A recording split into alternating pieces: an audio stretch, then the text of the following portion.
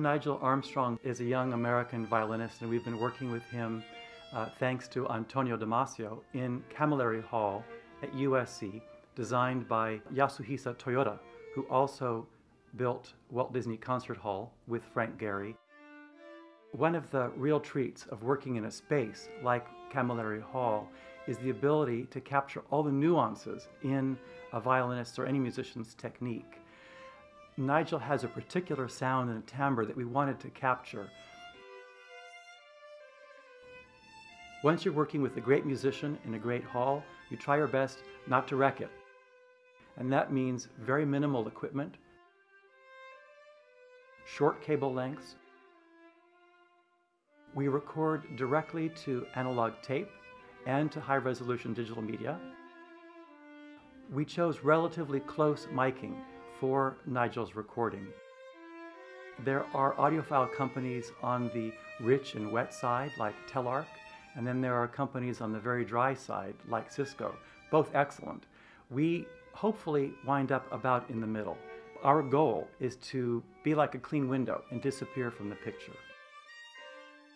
All recording equipment has a sound to it. Every cable, every component, every microphone has a certain color. We want the recording to sound like Nigel Armstrong, not like Yarlung Records. And that means equipment, especially a microphone, that is as transparent as possible. In Nigel's case, we chose an AKG C24 from Austria, a very special microphone from the late 60s, still with its original tube in very good condition.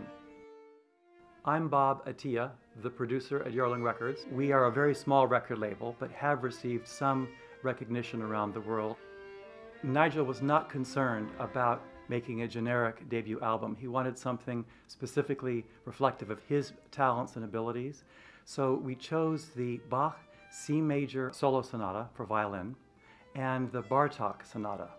And these two will accompany the Korngold concerto on his debut album.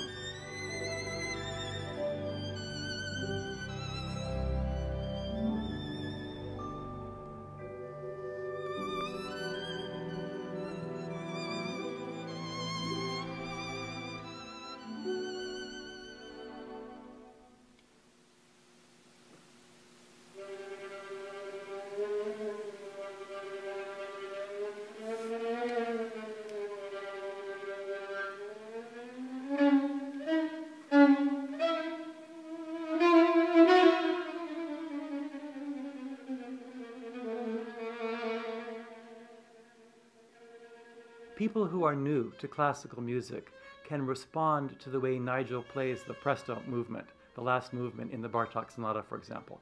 That is practically a rock song, and he's almost a rock star performing it. That piece, that movement, has a beat and a percussive quality that can't help but make us want to dance.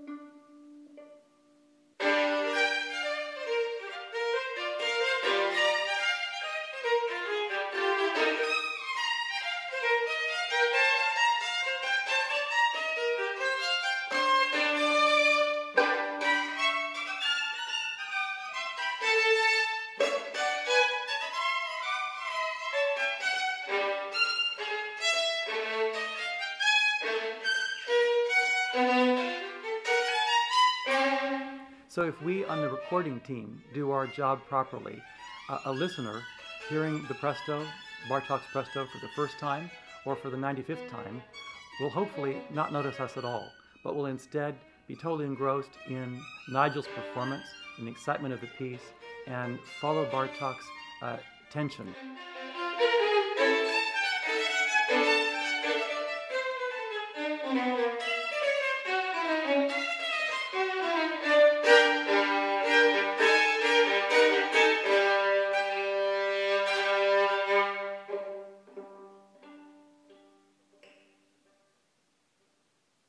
Yarlung Artists is our nonprofit, a 501c3 public charity, and we support young musicians at the beginning of their international careers with debut albums like this one for Petr Ivonen, a Finnish violinist, or Nigel Armstrong.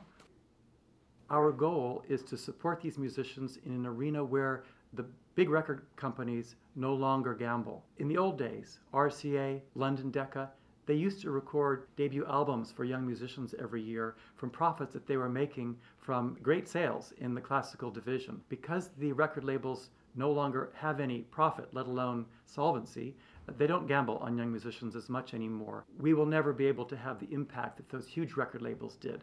But if we can help 1 or 2 or 3 young musicians every year have a chance at an international career, it'll make us very happy years from now to look around the world and see artists on the concert stage whom we've helped.